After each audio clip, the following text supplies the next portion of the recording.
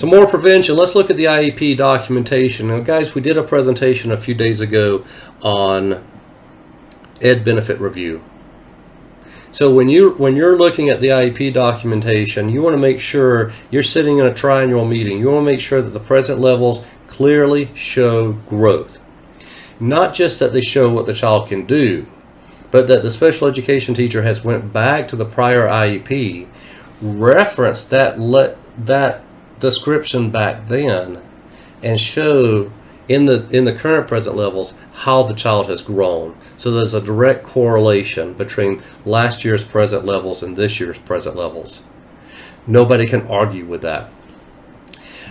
A few pages after the present levels page, there's usually the question, does the child's behavior impact education?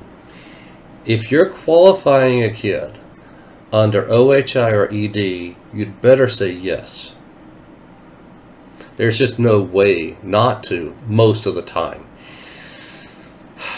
But those are the rare circumstances. Now, if you're qualifying a kid under SLD with attention processing disorder, you should probably say the behavior is impacting education. Let's take a side note here and talk about the difference between ADHD and attention processing. So attention processing is one of the areas of disability that a child can qualify under for SLD. Attention processing is not, let me back up. An attention processing disorder is not the same thing as ADHD. Okay? You may have, if you're fortunate enough, you've heard the saying that ADHD, attention deficit hyperactivity disorder, means that the child cannot not focus. The double negative is there, and it's very important to emphasize the fact that the child is focusing on everything. And because they're focusing on everything, they're constantly distracted, so they can't focus on anything. Your ADHD kid is a kid who is trying to take notes and pay attention to the teacher, but every time somebody moves over here, they get distracted. Every time the clock ticks up there, they hear it. Everything that goes on in the classroom comes into their brain with the same intensity as if somebody had ran into the classroom yelling fire. Now, you know yourself, no matter how engrossed you are in this presentation right now, if somebody walks into your house and says the house is on fire, you're probably going to get up and leave, and you're going to hear them. Well, imagine if everything going on around you right now came into your awareness with that same level of intensity. That's ADHD. The child cannot not pay attention. Attention processing deficit means the child cannot pay attention. See the difference? Under ideal circumstances, your ADHD kid could probably focus for half an hour or 45 minutes. Under ideal circumstances, your attention processing deficit kid cannot focus. They just don't have that ability. Maybe for 5 minutes, but that's what attention processing is. So if you're going to qualify under SLD for attention processing, you're going to have an impact on behavior. Is going to have an impact. Okay. This is one of the things I always see attorneys and advocates pointing to. Okay, Jill has 17 referrals to the office, but the IEP team says that the behavior isn't impacting her education. What's going on? We want an IEE. We want compensatory education, and they get it. There's also the question on the IEP, diploma versus certificate track. A certificate track means the child is not going to get a diploma. Their graduation criteria is going to be based on progress on goals, not the standard curriculum, not the Common Core. They're not going to meet the A through G requirements for UC or Cal States. They're not going to meet the district requirements for graduation. We're going to give them a certificate of attendance, and they're going to walk at graduation just like every other kid. Nobody's going to know they're not getting a diploma, but it won't be a diploma. This is a decision that needs to be made early. It needs to be made in middle school. It's not required to be made until about 8th grade, but you want it early. These kids are in SDC classes. These kids have their classwork modified so much that they're not accessing Common Core. Those kids, you just need to level with the parents early on. And if the parents disagree with you, this is not a topic that the district will take to fair hearing. So just note in the notes of the IEP that the district recommended certificate track for Johnny. The parents disagree and would like to continue diploma track. And you can do that up until about the end of maybe 9th grade. And starting around 9th grade, around the end of 9th grade, you need to have that diploma certificate battle worked out with the parent. And you need, if they are certificate bound, the parent needs to own it, and it needs to be documented correctly in the IEP. And about 9th grade is when the district should be taking the parent to fair hearing if they don't agree with the school's assessment of diploma versus certificate.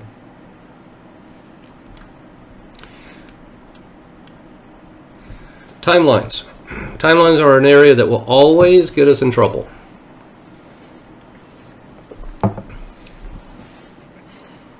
This year, they've implemented a new code for late IEPs. I don't know exactly what it says. I just know it's code 60. So in SACE, when we're doing our late IEPs, once school resumes, and we're probably going to start holding those IEPs over the summer. I would encourage your districts to do the same. Once we're able to meet again, they're going to be late, and we've been told by the state you're going to indicate the reason they're late is code 60. Okay, this is like a one-time offer. So one-time get out of jail free card that comes with attachments. When I say get out of jail free card, any attorney or advocate could still demand compensatory education. They could still demand an IEE.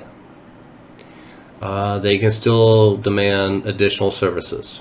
And a lot will. And a lot of districts will be going back and making up all these service minutes.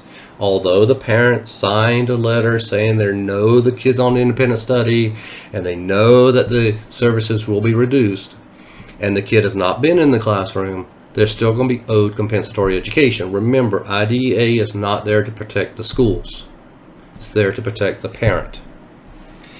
You want to document all your delays. So if you send a survey out to the parent and they don't get it back to you, if you've got an SAI teacher who can't get a kid assessed and you're late on a triennial because of that, first, have documentation, but secondly, realize it's your fault. That's, again, just the way it works. So if I can't get documents from a parent, then I'm going to go back and look at my prior IEPs, and I'm going to pull parent input from there. And where it says parent input on my IEP, I'm going to document every time I sent out the Woodcock-Johnson parent checklist. How many times did I mail it out? How many times did I fax it? How many times did I hand it to the parent in person and I didn't get a response? But then I'm going to go on and I'm going to document parent input from the prior psychoed, from the IEPs, from if the teachers can remember a parent-teacher conference. I'll say, hey, you know what, Miss Jones remembered this conversation with the parent, and the parent stated blah, blah, blah. I'm going to have something in that section. If I can't get an SAI teacher to do the academic testing because he or she is just so overwhelmed or disorganized or whatever it is, I'm going to step in and do the academic testing myself. Or I'm going to ask a fellow psych to do it, or I'm going to ask another SAI teacher to do it. It's going to get done, and the report's going to be ready on time. Because it's my fault if it doesn't happen. IEPs that can't be held because a parent can't be bothered to show up, you must document that you offered to hold that IEP over the phone, that the team was willing to come to the home, and the team would even go to the workplace and hold it in the lunchroom if that's what it took. The team was willing to, anything during normalish business hours, Monday through Friday, 7 in the morning to 4 or 5 in the evening. Okay, your unions have teacher contract times. That is not an excuse that that CDE will accept. But that being said, they're not going to ever expect a school district to hold a meeting at 7 p.m. at night because the parent works. They would expect that the school district offer to the parent permission to hold the meeting without them, and then the school psychologist or the SAI teacher will call them at 7 o'clock at night and walk through the IEP and get parent input and perhaps get parent approval. That would be great. That they would expect. So, but that's just, like I said, the law is there to protect parents. IEP meetings. Okay, so some best practices during IEP meetings to prevent a meeting from heading south. Pre-brief your team, all right, on sort of where you're thinking the qualification area might go, how you see services changing or developing. Share a draft of your psychoeducation report. Now, a few years ago, probably about 8 years ago, I started doing this. And it has always been my goal to get the IEP draft out 2 weeks before, but at least no later than a week before the IEP meeting, to get the psychoed draft out. And every time I do this, I always put in the email or attach a letter if I'm having to mail it to the parent, asking them for feedback. Parents don't understand most psychoeds. And so they're going to get it, they're going to look at it, they're going to appreciate it, but they're not going to understand it. Some will come with questions because they don't understand standard scores. Some do, and they're going to come with some good questions. Most of the time, in fact, the last couple of years at one of the districts I was working at, a number of times the parents have said, no, this IEP, this psychoed is perfect. I don't need it explained. You can leave the meeting. I mean, my role in an IEP meeting ended about 10 minutes after it started.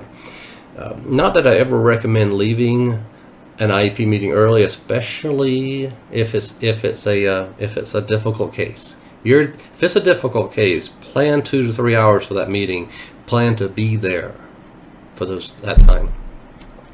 Just keep in mind though, if things get hostile, all right, if things start getting people get heated under the collar, an incomplete meeting is much better than a bad meeting. Okay, so reschedule. Once the meeting has started, that's your date. That's the date of the meeting.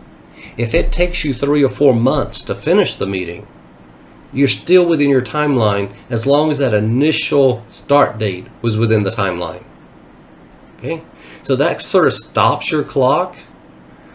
And that being said, though, you can't hold that meeting and then hold another one 4 months later. That's not reasonable.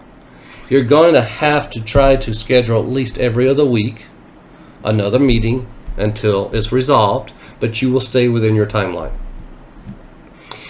And of course, Covey's, 9 habits or 7 habits of highly effective people, I think it's rule number 5, seek first to understand, then to be understood. That is your golden rule. And he almost got this right on. What Covey should have said is that you seek first to understand, then you convince the other person you do understand, then you make your case. Okay? They must know that you understand from their point of view what's going on. Once they do, they'll listen. They will listen to you. And this is true of anybody in any relationship. You're arguing with your spouse. The problem is you haven't understood their side of the story. And if you have, they don't know it. So definitely seek first to understand. Make sure they know you understand because you're demonstrating it. Then give them your side of the story. All right, another area that is probably one of the biggest areas that gets us in trouble is a lack of follow-up. I don't know if follow-up after an IEP meeting is is actually required by law. I don't think it is. I know it is best practice, and it's gonna keep you out of the courtroom most of the time. So when we did the presentation on technology, we talked about the easiest automatic way to follow up. It's just to have a templated follow-up email that you can go in and put in a few details into, and then set it up to automatically send out 30 days later. So, or if the parent doesn't have an email address, have that email set up to send to you 30 days later to come back to you. And then hop on the phone. All right. If the parent responds to your email and says things are not working out, you pick up the phone right then. Don't try to resolve it over email. There's no way. Email is best used for delivering good news. If it's not clearly good news, call or talk in person. The rule of thumb with email is that if you read it to yourself sarcastically and it sounds hostile, that's probably the way they're going to read it. So celebrate in email. But if there's a problem, and you can check up on the parent in email, but if there's a problem, give them a phone call. And if there is concerns, hold another IEP meeting. Anybody can call an IEP meeting. Call it. Be that psychologist that the SAI teachers at your school will know that you will hold a meeting every day of the week for the same kid, if that's what it takes to get the services right. Don't be afraid to hold a lot of meetings. And make sure that someone is documenting growth. One of the things that you'll notice with both academic and behavior improvements is that they are too slow for most people. So you get a kid who's having a behavior issue, and the team wants a functional behavior analysis, and you do one, and you create this dynamite behavior intervention plan. Now, let's say this kid is 15 years old. She has been manifesting bad behavior all through middle school. Now we're in high school, and it's just gotten too much. And the team wants that FBA and that BIP, and they get it. And it's spot on. And 1 week later, after they've implemented all your suggestions, she is still having problems getting along with peers in the classroom. You're going to run up against this, because nothing you do will correct 15 years of conditioning overnight. But if you have a tracking mechanism where the teacher is tracking the number of times, and what you want them to track is the number of positive behaviors, not the number of negatives, you will see that the positive behaviors might slowly increase, but they're increasing. And this is the only data you're going to have to sell to the team that this is working. Because although they asked you for a good FBA and BIP, what they really wanted was a miracle. They really wanted you to come in there and snap your fingers 3 times and her behavior would improve and everybody can get on with their life. That's why documenting growth is so important. So on any BIP, give the teacher a way to document the behaviors that you want to see coming.